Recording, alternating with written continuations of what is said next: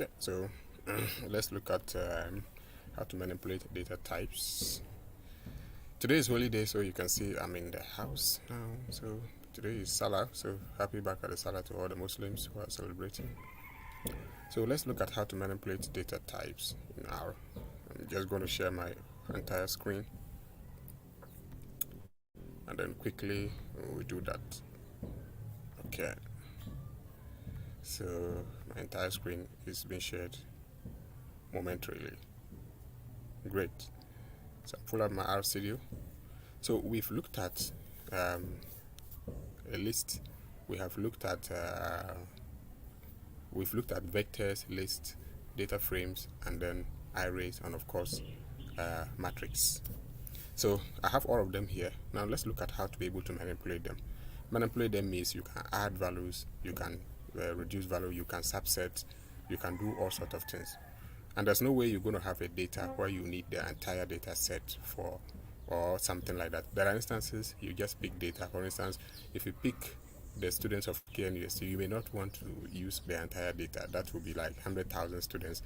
So you may just want to look at some few students from every department. So how do you extract data like that?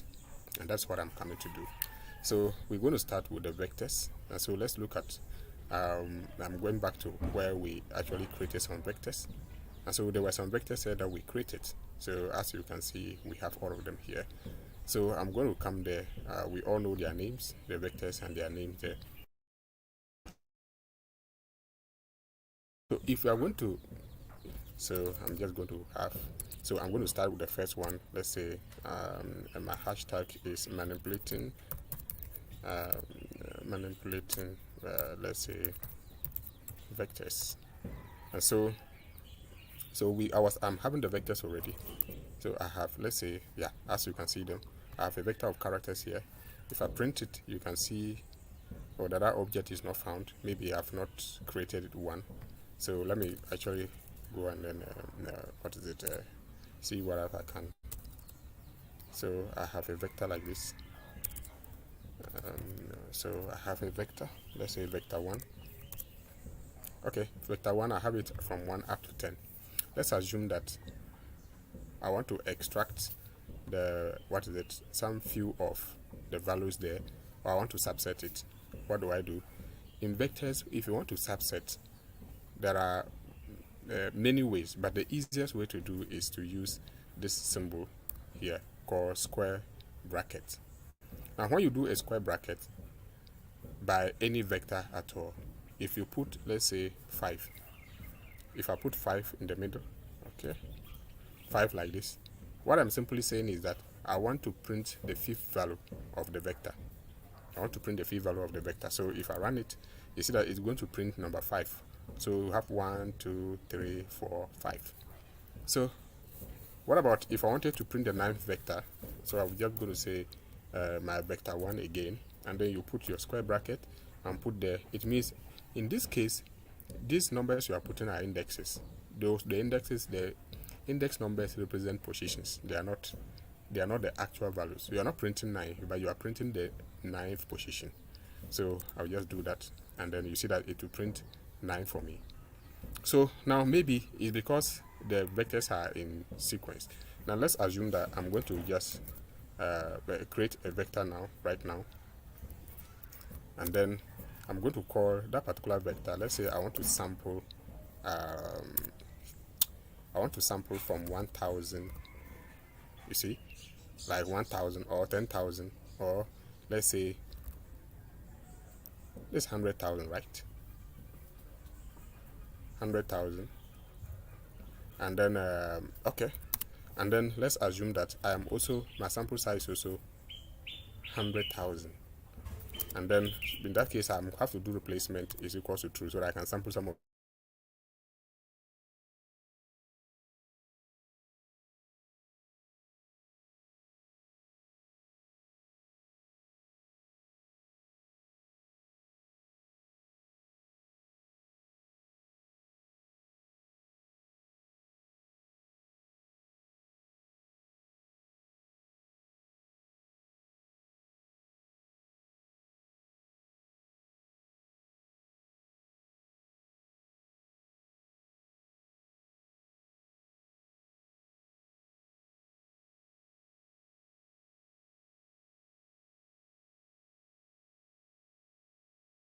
a random sample. So if I do that, it's going to print the first 100 students.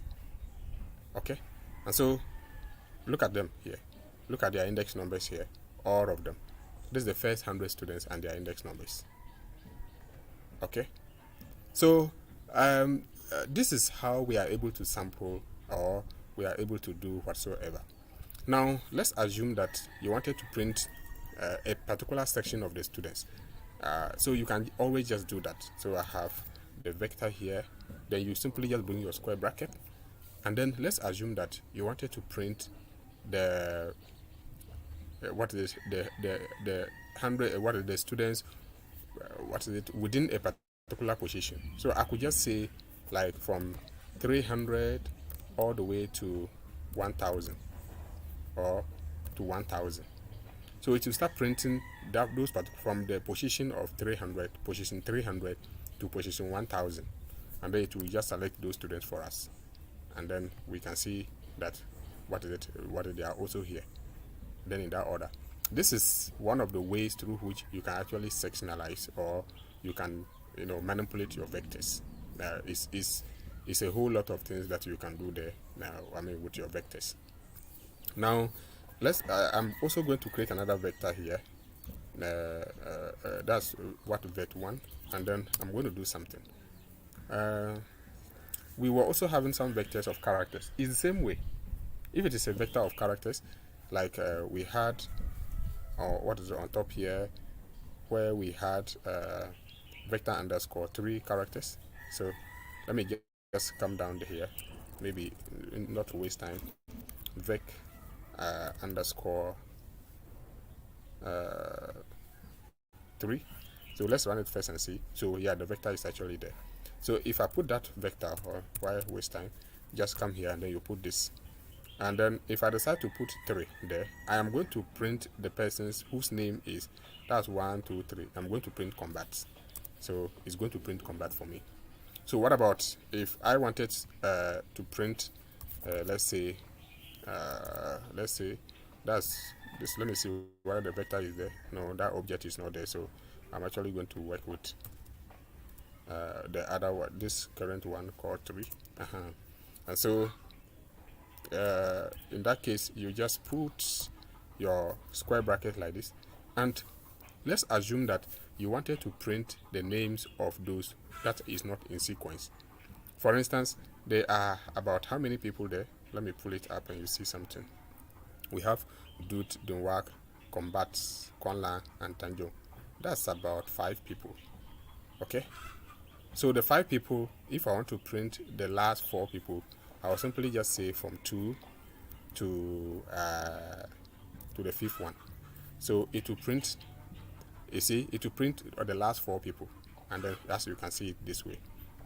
But what about if I want to print the first person, I don't want the second person, and I want to print the third person, and I don't want the 4th person, and I want the 5th person? You see that way it becomes like they are not in sequence. So you cannot do this 2 is to this, which means from here to this place in arrow. So what you simply would do is you have your vector underscore character 3, then you bring the name of the vector, and then you have your square bracket. But between the square bracket, you use the same vector function to be able to print that. So you have your C here, and then you just put it this way. And then what are you looking for? You are looking for number 2, and then you are looking for number 4. Okay, I'm printing 2, leaving 3, I'm printing 4, and then let's say 5. Or let me print 1, 3, and 5. So I will simply come here 1, 3, and then 5. So that way it's going to jump. It's going to you see that way it's going to print Dut, Combat, and Tanjo, and then jump the other ones. So Dut is the first one, Combat is the third one, Tanjo is the is the 5th one, and then that's how we are able to also print out data which are not in sequence. We can use the vector itself, and so this is how we are able to subset or to manipulate vectors. What about if I have a vector already and I want to add some values to the vector? How do I do that? please try and find out that. Now let's look at lists. So around here we created some lists. I was having some list 1 here. I was having this kind of lists here, which is I'm just going to copy it, and then I'm coming to paste it around here, just for the sake of so I have my lists that was already here. I use the list function, which is called the list 1. So now I have my ls1, which is here.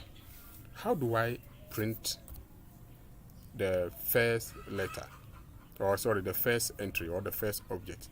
Let me put 1 here, or let me put 2 there, and run it and see what is going to print. What? 3, because I have 1 here, I have 3. So if I say 2, I am saying that print the 3rd position. What about if I want to print doot around here? Okay, if I want to print doot is in which particular position? 1, 2, 3, 4, and 5. So if I come here, I just want to remove this and put it. So that's going to print doot for me. As you can see, doot already printed down here. So I can also print this integer. By now you know it should number 6. What about if I want to print the vector 1? Oh, okay, vector 1 will be the last one, so which is like 1, 2, 3, 4, 5, 6, 7. So if I put 7 there, it's actually going to print the vector. And so in this case, it's going to print the entirety of the vector. But there's something here. What about if I want to print the vector, but I don't want to print everything within the vector? What is going to happen? So I am going to print 7. So let me see if I can print 7 of 3. Is it possible? I don't know. Maybe I have to try that. So let's assume that you want to print the vector 7. So you have your 7 here already. And so how do you then print maybe a specific element within that particular vector? Please, that will be your assignment. And then what is it? Try that. Now, let's look at how do we subset data frames. I created quite a number of data frames here. Let's look at one of them. Let me see if I can get one of them as quickly as possible. Yeah, there was a data frame here where, what is it? Just run all of them. Yeah, the data frame was there, which is student underscore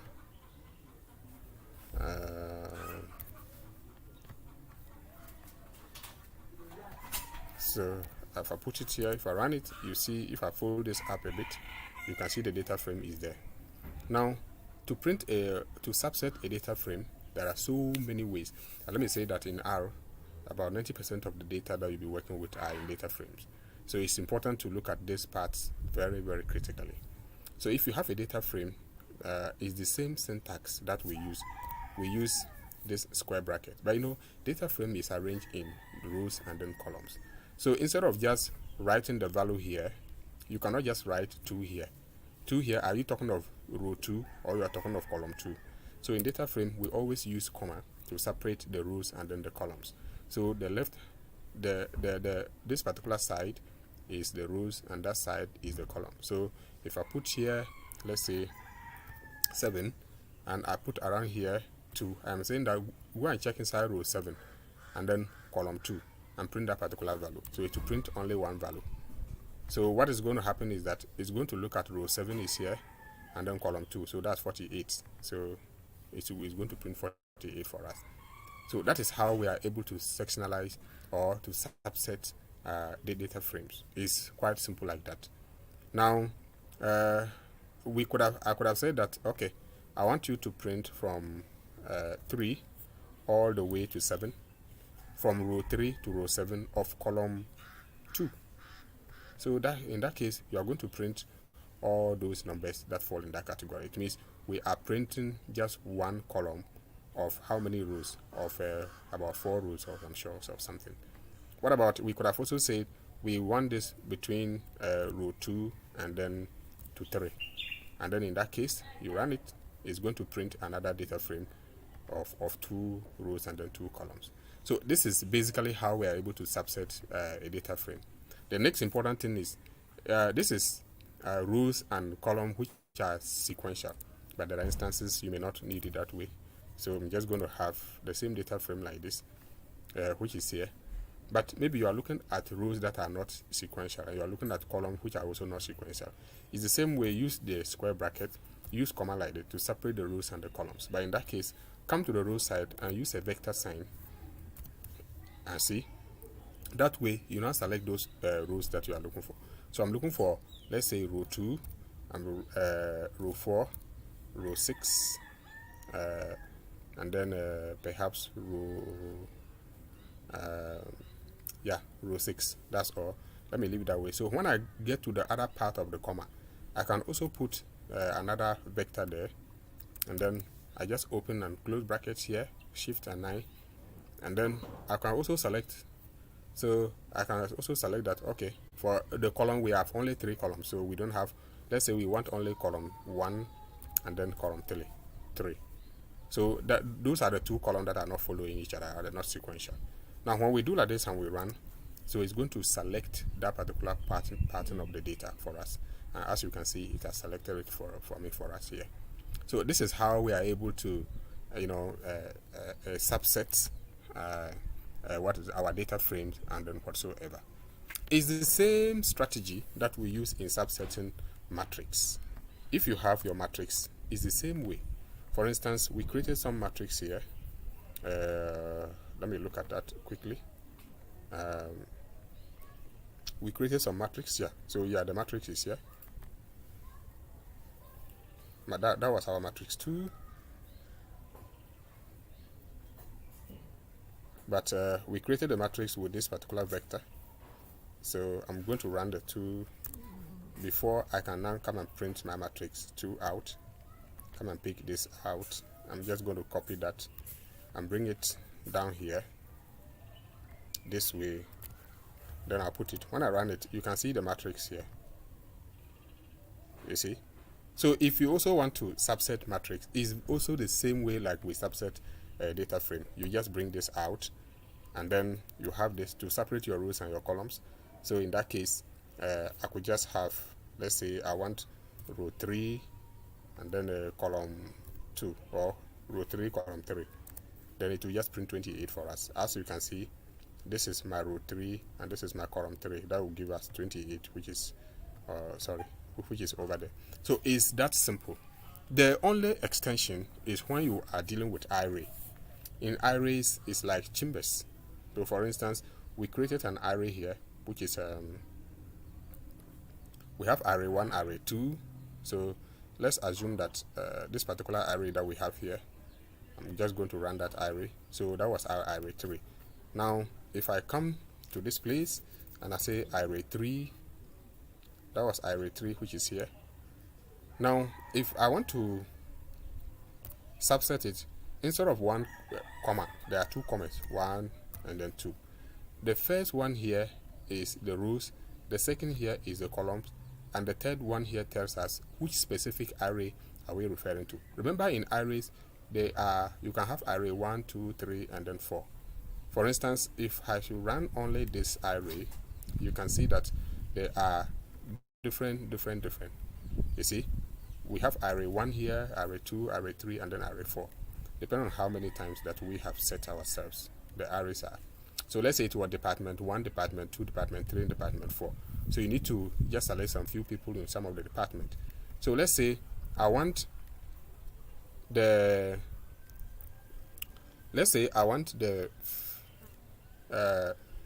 person who falls under column 1, row 2 in array 3. So it's going to go to array 3 first, look for anybody who is in column 1, in row 1, column 2. Now let's fold up and then go and look at that person manually before we can come and then. So when we come here, we are looking at array 3. This is array 3, and then we are looking at column. Let me fold up and look at the code. We are looking at row 1. So this is our row 1, and then column 2. Column 2 is here. So we are looking at Quanlan. It's Quanlan we are going to print. So when we run this, you see that it's going to print there's an error, incorrect number of dimensions. Yes, let's look at where I made that mistake. I'm sitting outside, so pardon me. So I have my array 3 here, and I'm saying that I want row 1, column 2. This is row 1, column 2 in array 3, and so this is my array 3. So I'm going to run that.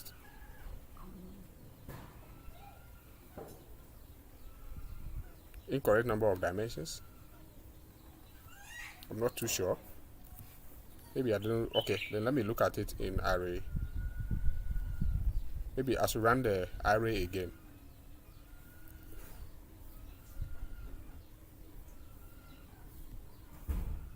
Yes, so I have, yeah, my array 1, 2, 3, and then 4. So if I have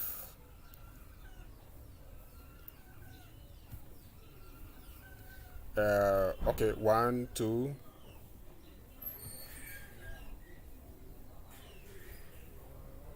okay, now let me add another 2 here and then run it again and see. Conlan.